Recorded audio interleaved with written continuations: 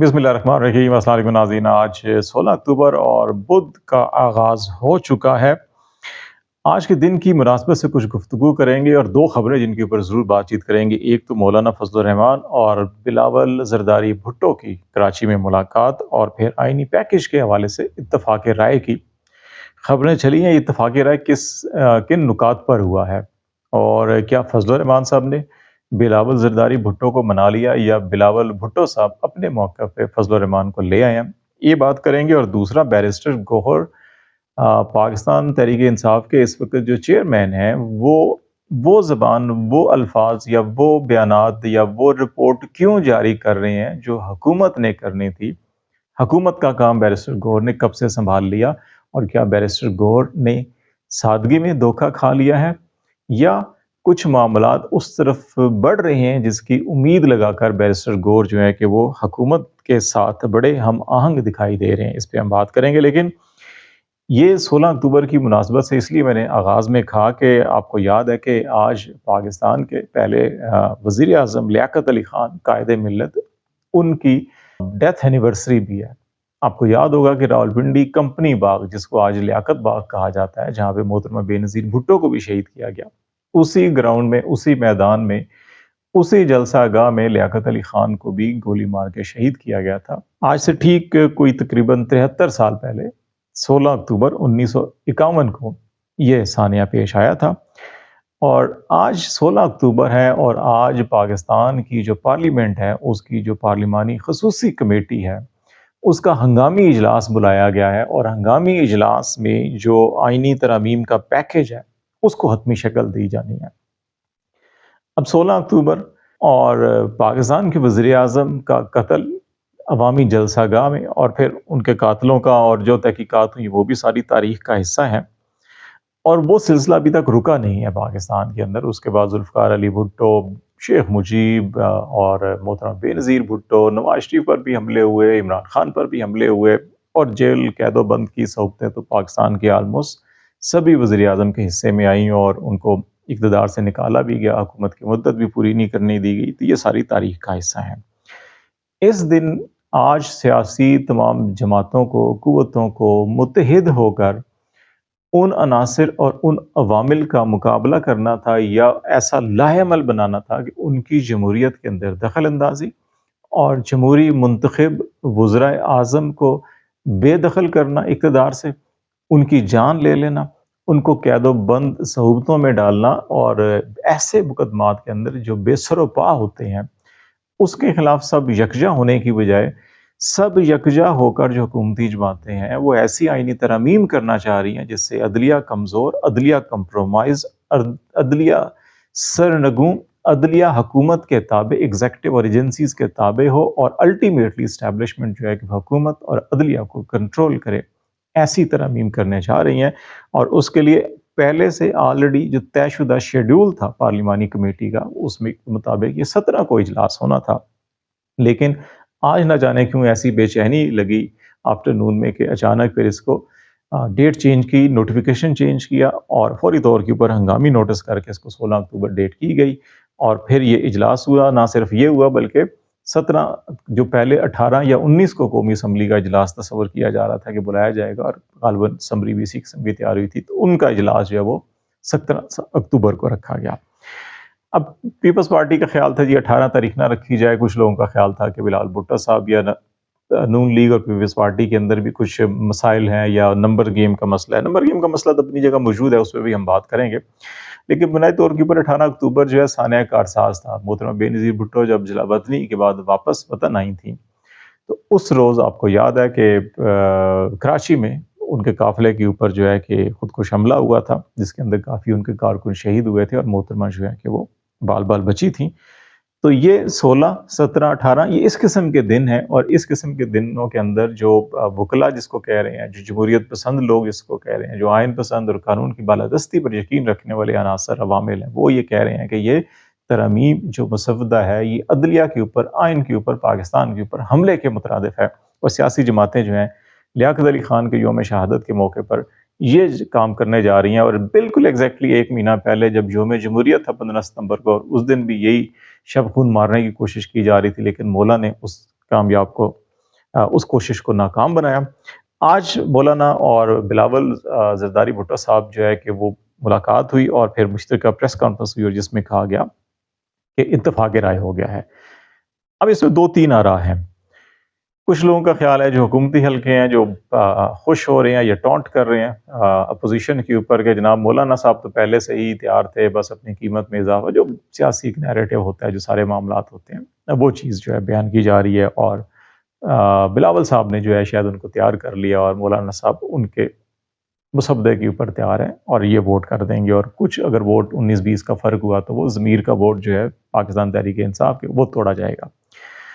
ہماری اطلاعات کے مطابق جو ہم نے پیپلز پارٹی JUI سے مختلف بات چیت کی ہے، اس کے مطابق کہ مولانا صاحب جو ہے کہ انہوں نے بلاول زرداری صاحب کو کنونس کیا ہے۔ مولانا صاحب نہیں چاہتے کہ ایسی یعنی ترامیم کروائی جائیں ایک ایسی اسمبلی سے جو غیر نمائندہ ہو، غیر منتخب، جس کے اندر بہت سے ڈسپیوٹس ہوں، اور وہ پھر ضمیر کا ووٹ جس کو قرار دیا جا رہا ہے، بلاول صاحب یا اس وقت حکومتی حلقے کہہ رہے ہیں کہ ان کے ووٹ لے کر اغوا کر کے زبردستی اٹھا کر پیسے دے کر یا ظلم جبر فسطائیت کا مظاہرہ کر کے اگر ووٹ ڈلوائے گے تو اس کی کوئی اہمیت نہیں ہوگی، اور یہ ترمیم یا تو عدلیہ اس کو سٹرائک ڈاؤن کر دے گی، یا آنے والا کوئی بھی صاف شفاف الیکشن ہوا اس کے بعد یہ دوبارہ جو ہے ریورس سارا کا سارا سسٹم ہو جائے گا۔ تو بہتر ہے PTI کو آن بورڈ لیں اور پھر ایک ایسا اتفاق رائے پیدا کریں جس کے نتیجے میں سب ووٹ دیں، اور اس کو تاکہ ریورس نہ کیا جائے جیسے 18ویں ترمیم کی گئی تھی۔ اب دو نکات ہیں جس کے اوپر جس کے اوپر JUI اور پیپلز پارٹی کا جو اختلاف تھا۔ اس میں مولانا صاحب کہتے تھے کہ ایک تو ریٹائرمنٹ کی ایج جو ہے وہ 65 سال ہونی چاہیے، 68 سال نہیں ہونی چاہیے، اور اس کے نفسیاتی، جسمانی اور ذہنی حالت ساری کی ساری دیکھی جانی چاہیے، اور دوسرا جو ہے کہ یہ آپ کانسٹیٹیوشنل کورٹ نہ بنائیں، کیونکہ ہم نے کل بھی بات کی تھی کہ آپ صرف سپریم کورٹ میں اضافی اگر ایک وفاقی آئینی عدالت بناتے ہیں تو کم سے کم 1 ارب روپے سالانہ اس کا خرچہ ہے، اور پھر آپ دیکھیں جب تک یہ چلے گی اور پھر پینشن جب ریٹائر ہونا شروع ہوں گے تو یہ اور بڑھتا جائے گا۔ اسی طرح سے اگر آپ چاروں صوبوں کے اندر کورٹس بناتے ہیں تو کوئی 2.5 سے 3 ارب روپے وہ بھی خرچہ ہے، تو آپ کا سالانہ 4 سے 5 ارب روپے خرچہ آپ صرف چند مقدمات، چند درجن یا 100 سے 200 مقدمات کے لیے اتنا بڑا سٹرکچر بنانے کی بجائے ٹاپ 5 ججز جو ہیں اور ہائی کورٹس میں ٹاپ 3 ججز جو ہیں ان کے کانسٹیٹیوشنل بینچ مقرر کرتے ہیں۔ اب اس میں پیپلز پارٹی کو یا نون لیگ کو جو سب سے بڑا اس کے اندر تحفظ ہے وہ ہے جسٹس منصور علی شاہ کا، کہ وہ انپریڈکٹیبل ہیں، اور جو آئین اور قانون کی بالادستی کی وہ بات کرتے ہیں اور مخصوص نشستوں کا جو فیصلہ ہے اس کے تناظر میں ان کو خیال ہے کہ ان کی حکومت جو ہے گھر چلی جائے گی اور یہ بچیں گے نہیں۔ تو اس پہ ایک تجویز یہ آئی ہے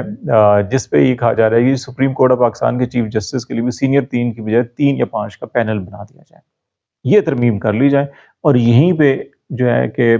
بینچ آئینی قائم کر دیا جائے آئینی عدالت کی بجائے۔ تو اس سے حکومت کے جو خدشات ہیں وہ بھی ختم ہو جائیں گے۔ آپ منصور علی صاحب کو نہ بنائیں، منیب صاحب کو نہ بنائیں، یا فریدی کو بنا دیں، یا آپ اگر 5 کا پینل بنانا چاہتے ہیں تو پھر نیچے جسٹس امین اور جسٹس مندوخیل ہیں، ان میں سے کسی کو بنا دیں۔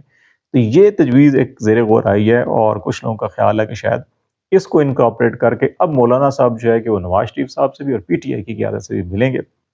اور پھر ان کو کنونس کرنے کی کوشش کریں گے کہ جناب اس ایک نقطے پہ سارے آ جائیں۔ اب دیکھنا یہ ہے کہ PTI جو ہے کہ یہ 3 یا 5 کے پینل پہ آتی ہے، یہ نہیں آتی ہے، اور میرا خیال ہے کہ PTI اس کو نہیں مانے گی۔ PTI جو ہے کہ سینئرٹی کے اصول کے اوپر جو ہے کہ وہ کاربند رہے گی اور کوشش کرے گی کہ اس دفعہ یہ رکھا جائے، بعد میں دیکھا جائے اس کو۔ تو اس لیے یہ ایک نقطہ بھی ہے جس کے اوپر یہ دیکھنا ہے کہ PTI آن بورڈ آتی ہے نہیں آتی، کیونکہ رؤف حسن نے ایک پروگرام میں کہا جی کہ اگر ہم اوورآل جو ترامیم سے اگر اتفاق کیا تو ہم ووٹ دے دیں گے، کوئی مسئلہ نہیں ہے، لیکن ابھی PTI کے اندر بھی یہ بحث ہے کہ ہمیں ووٹنگ میں حصہ لینا چاہیے یا نہیں لینا چاہیے۔ اب آ جاتے ہیں بیرسٹر گور اور ان کا بیان جو ہے، اور 18 اکتوبر تک عمران خان کی جو ہے کہ معاملات پابندی وہ ملاقاتیں نہیں ہو سکیں گی۔ اگر قومی اسمبلی کا اجلاس 17 ہے، خصوصی کمیٹی 16 ہے، اس کے اندر ساری چیزیں فائنل ہو جاتی ہیں اور پارلیمنٹ کے اندر رکھ کے یہ منظور کروا لیا جائے، SCO کی فوری بعد عمران خان سے کسی کی ملاقات ہوتی ہے، وہ جو بیان دیتے ہیں ہلہ گلہ یہ وہ چڑھائی بڑھائی سب کچھ معاملہ کھو کھاتے، اس سے پہلے ہی واردات بعد ہو۔ اس میں اب یہ دیکھنا ہے کہ بیرسٹر گوہر کہاں پہ استعمال ہو گئے۔ کیا بیرسٹر گوہر کو یہ بیان دینا چاہیے تھا یا نہیں دینا چاہیے تھا؟ یہ میڈیکل رپورٹ حکومت کی ہے، حکومت کو جاری کرنی چاہیے تھی یا بیرسٹر گوہر کو جاری کرنی چاہیے تھی؟ تو یہ کام بیرسٹر گوہر نے، اگر آپ اس کو انڈیپینڈنٹلی دیکھیں بغیر حکومت کی حامی یا PTI کے حامی ہونے کے یا PTI کے مخالف یا حکومت مخالف ہونے کے، میرا خیال ہے کہ اس میں بیرسٹر گوہر نے کو یہ کام نہیں کرنا چاہیے تھا۔ بیرسٹر گوہر کو یقین دہانی یہ کرائی گئی تھی کہ آپ کے ڈاکٹر صاحب کی ملاقات کروائی جائے گی سرکاری ڈاکٹرز کے ساتھ، وہ ملاقات نہیں کروائی گئی۔ اس پہ پی ٹی آئی کو پروٹیسٹ کرنا چاہیے تھا کہ جناب آپ نے ہم سے وعدہ کیا، وعدہ عہد شکنی کی، آپ عہد شکن لوگ ہیں، عہد شکن عناصر ہیں، آپ وعدہ خلافی کرنے والے ہیں، آپ بھروسے کے قابل نہیں ہیں، اور اس کے اوپر آپ کو ایک جاندار سٹیٹمنٹ دینا چاہیے تھا۔ آپ پریکٹیکلی کچھ نہ کریں، آپ نہیں کرنا چاہتے نہ کریں، نہیں آپ سڑکوں پہ جانا چاہتے، نہیں آپ ڈنڈے کھانا چاہتے، نہیں آپ آنسو گیس کھانا چاہتے نہ کھائیں، لیکن آپ اس کی پرزور مذمت تو کرتے، وہ آپ نے کی نہیں۔ دوسرا معاملہ جو ہے کہ اس پہ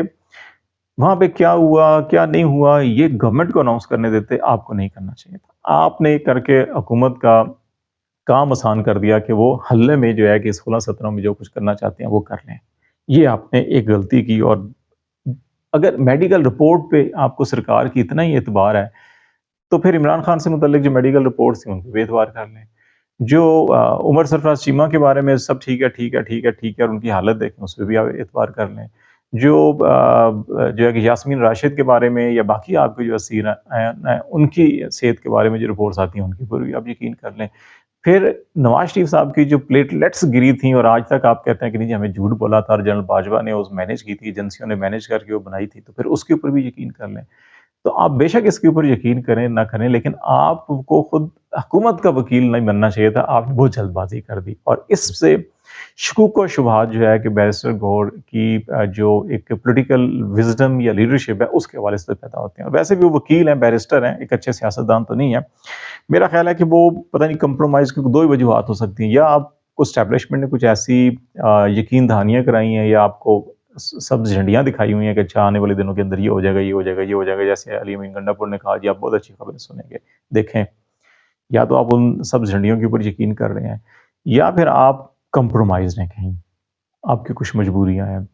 یا مجبوریاں نہیں تو آپ بہت ہی سادہ ہیں اور سیاست کے اتار چڑھاؤ اور آپ کو نہیں معلوم۔ لیکن اس سارے عمل سے جو ہے کہ آپ نے اپنے ورکرز کو یقیناً ہرٹ کیا ہوگا، اور اب ورکرز کی جو ہے کہ آخری جو امید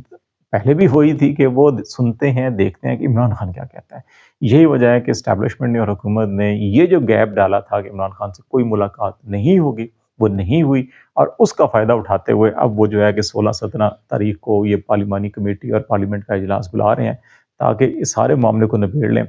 اب پی ٹی آئی ان آئینی ترامیم کے اوپر کیا سٹینڈ لیتی ہے، کیا موقف لیتی ہے، وہ بہت اہم ہوگا، اور وہاں سے اندازہ ہوگا کہ کیا بطور جماعت یہ کمپرومائزڈ ہو گئے ہیں یا اپنے اصولوں یا عمران خان نے جو اصول طے کیے ان کے اوپر کھڑے ہیں۔ تو لیٹس سی دیکھتے ہیں کیا ڈیولپمنٹ ہوتی ہے۔ آج تک کے لیے اتنا ہی۔ خالد جمیل کو اجازت دیجیے، اللہ حافظ۔